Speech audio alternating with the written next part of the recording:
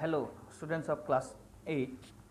Today let's finish the lesson, that is colonialism and urban changes. In the last class we discussed about colonialism and also briefly about deurbanization.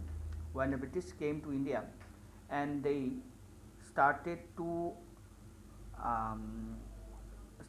use their expertise for doing business in India and earn huge profit. How they did? Firstly, they took the raw materials from India in cheaper price and they used that raw materials into their industries. They fed the raw materials into the industries and then they brought back the finished product to India. They used India as a provider of the raw materials and a big marketplace. So in this way they start earning a huge profit. So the British slowly started to de-urbanize the old towns and cities in India, and they started to make new towns. They formed new towns. In this way several urban centers were evolved. So first of all they started the presidency.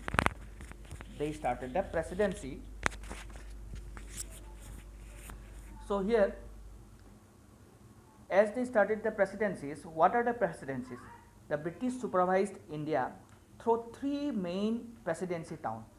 You see, as India in center is being administered by the central government and each and every state has a government. So in this way, in those time in British India, India has been administered by a central head, and it was the India subcontinent. The country was divided into three presidency towns.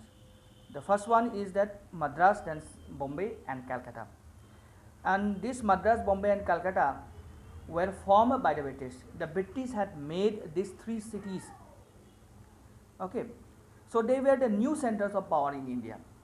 The presidency cities served multiple functions, as they had major ports, warehouse, homes, offices, army camps, libraries, etc. All the urban facilities were provided in these towns, Madras, Bombay and Calcutta. First of all, let's see how Calcutta was formed. Calcutta is on the bank of the river Hooghly.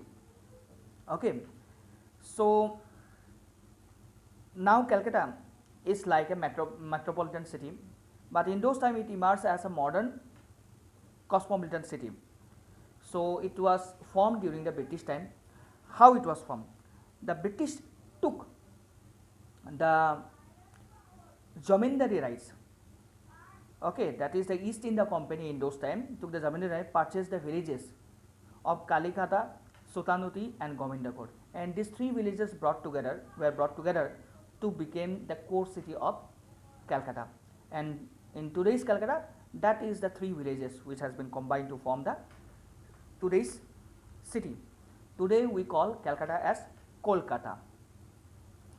So in 1699 Calcutta was declared as a presidency town, so it has become the administrative town for the British, and in honor of the King William it was named as Fort William. As the economic, social, culture and political center of British power, the city became a colonial metropolis. So the British started to settle. They started to come from Europe and they started to settle in India, and precisely in Calcutta. Then again came Madras. Madras was also formed from a village, small village called Madras Patnam, and in 1639 it was a fishing area, fishing town, which was selected by early English merchants of the East India Company as a site for settlement, and they started to settle there. Where business is there, the businessmen would like to settle in that place where business is. Nobody will go to any village to settle and do the business. So definitely when there is a business activities are going on, administrative activities are going on, that definitely they will settle in those places. So fortified with a fort that came to be known as Fort St. George. Madras came to be known as Fort St. George. So in this way, it emerged and merged many villages and European settlements around into the city of Madras. So here, as the British power grew in India, so did the port towns of Madras also grow. So the Madras town was utilized by the British to bring out more power in the East India Company and ultimately to the British government. The British chose this city as it provided a natural harbour which gave easy access to the maritime trade. So what is maritime trade? That is the trade which is done through sea route. In those days, ships used to port in Madras by the seashore of the Madras city, and they used to unload the finished product and load the raw materials from India, and in the way they started their trade and they did their trade and earning huge profit from India. So Bombay was originally, next one is that Bombay was originally as a cluster of 7 Koli islands inhabited by fishermen, and these 7 islands were brought together to form the Bombay. But Bombay was under the rule of Portuguese. Okay, the Portuguese took over Bombay in 1534. In 1661, the island of Bombay was given to Charles II of England. It came as a part of Dowry when he married Catherine of Braganza, sister of the Portuguese king. You see, the Bombay port was under the control of Portuguese king. So King Charles II of England married Princess Catherine, who happens to be the sister of the Portuguese king. And after marrying Catherine, in dowry, which we call as दहेज में Catherine के साथ शादी करके दहेज में पोर्टुगल के राजा से ये बॉम्बे ले लिया and in dowry. And in 1668, due to its strategic location and advantage as a port, the East India Company took the island of Bombay. Okay, the British East India Company took the Bombay, and now there is no other territorial rivalries in India. So in this way, in 1687, the presidencies of East India Company shifted from Surat to Bombay, and finally in 1708, Bombay became its headquarters. So in this way, we have got 3 presidencies: Madras, Bombay and Calcutta, and in this three presidencies were formed in India in the form of cities. Then came the hill station. Hill station plays a very important role in British administration. Okay, and it was another novel development, hill station. Why? The British developed most of the Indians hill station. Towns like Shimla, Ooty, Dalhousie, Kodaikanal, Nainital, etc., which served as a retreat for British officers during the scorching Indian summer. इसका मतलब गर्मियों में एक दूसरा जगह में administrative town था, और winter season, in winter season there is another place. Suppose as for example Calcutta. In those time Calcutta was an administrative town. In those time the British rule over Calcutta, they administered the presidency, Calcutta presidency through Calcutta. Office चाहिए, administrative unit चाहिए, तो कलकत्ता में था. जब गर्मी बढ़ता है तो कलकत्ता से भाग के वो लोग दार्जिलिंग चला जाता है, दार्जिलिंग से अपना काम चलाता है. सो they had 2 different administrative center, and they formed these administrative centers in the form of hill station. So Calcutta के लिए that is Darjeeling, in Delhi that is Shimla, in Bombay also there is a different, in Madras also it was Ooty. In this way goes on. In Assam, as Guwahati was the capital, was regarded as a capital, okay, for summer capital, and in winter the British went to Shillong to administer. जो भी काम धाम है in winter season दे कम तो गुवाहाटी, जब गर्मी बढ़ता है तो Shillong. So they spend huge amount of money in administrating the country. अपनी सुविधा के लिए भी लेते थे और अपने ये कर भी रहे. Suppose as example in cold season it is very good, Morning Star school is running very well in cold season. अच्छा है, चल रहा है, सब टीचर चल रहा है. And what will happen in summer season, जब मई जून जुलाई आ जाता है, कोई बात नहीं, एक हिल स्टेशन में मॉर्निंग स्टार को शिफ्ट करते थे 6 महीने के लिए, तो फिर नेक्स्ट 6 महीने फिर लौट के आके खारपेटिया में स्कूल चला लेते हैं. So we have 2 schools, 2 establishment of the schools in summer season in a hill station and in winter season in Kharpetia. So what will be the expenses? Definitely the student have to pay huge amount of fees for running the school. Okay, so better this the British were doing in this way. खर्चा बहुत ज़्यादा कर रहा था. It is upon the cost of the Indian hard-earned money. The Indians used to pay taxes in huge amount. इतना tax लेते थे और वो लोग ऐश कर रहे थे ब्रिटिश लोग. So Simla was the summer capital of the British administration. So these towns were found with English architects in the form of church, cottage and central avenues. This hill station came to has a reputation for curing disease as their climate was mild. उन दिनों medical science इतना अच्छा नहीं, बोला कि hill station चला जाओ, बीमार अच्छा हो जाएगा. Just a matter of fact. Places like Shimla, Darjeeling, Nainital and Ooty remains the best example of Anglo-Indian domestic architecture. So many hill stations developed due to the introduction of cash crop such as tea in Darjeeling and Ooty. So Darjeeling and Ooty became the famous for tea and coffee also. So in this way the British started plantation for earning huge cash.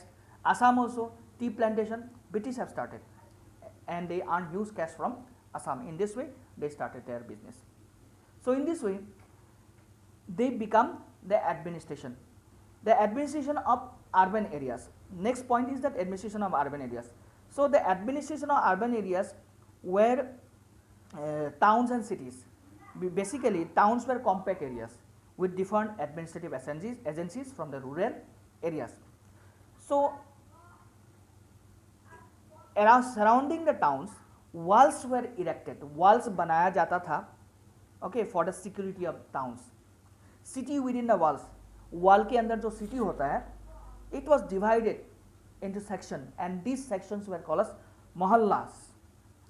So the towns was under the administration और जो इस मोहल्ले को towns को चलाता है उसको कहते हैं टाउन मैजिस्ट्रेट या Kotwal.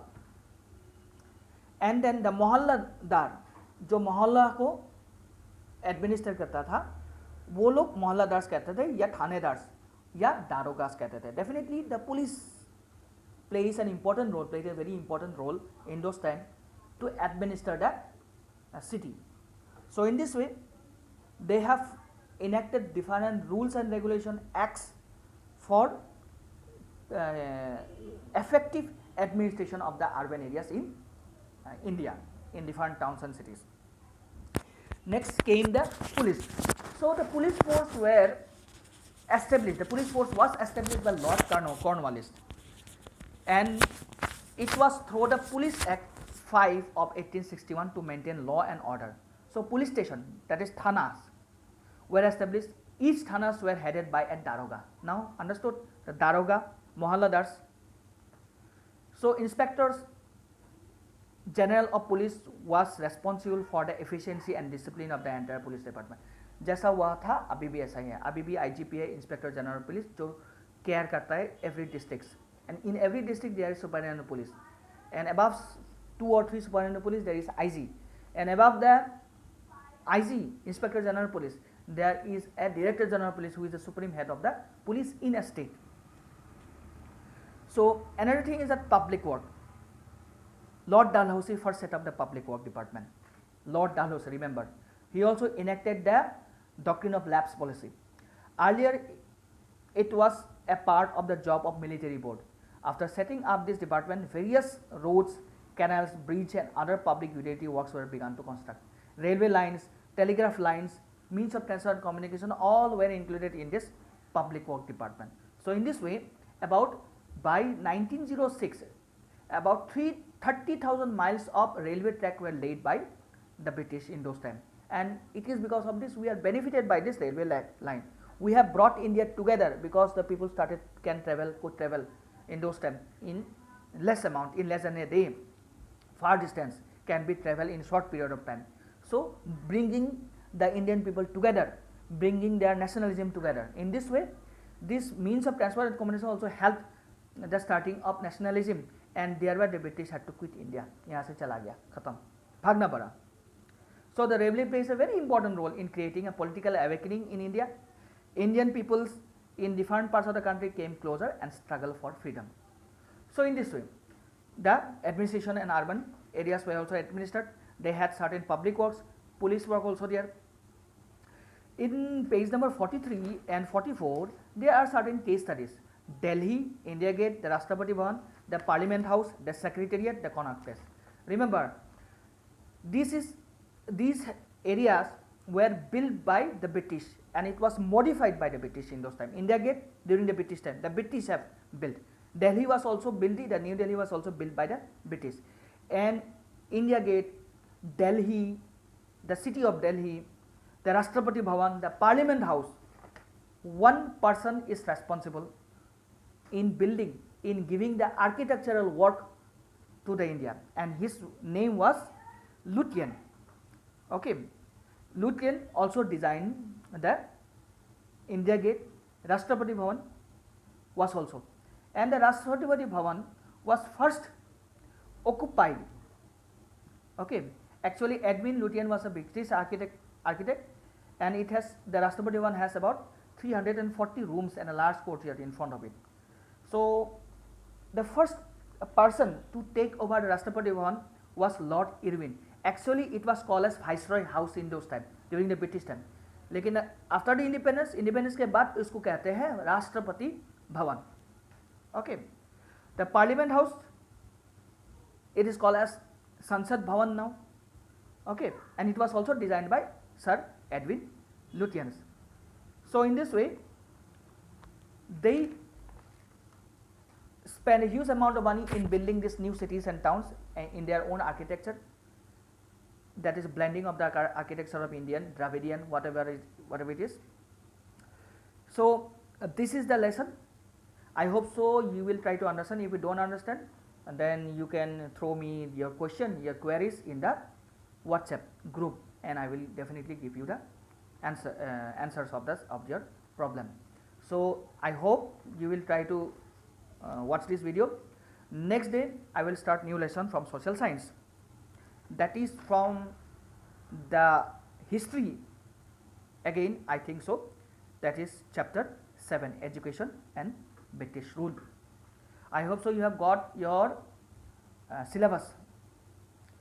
So thank you for the time being.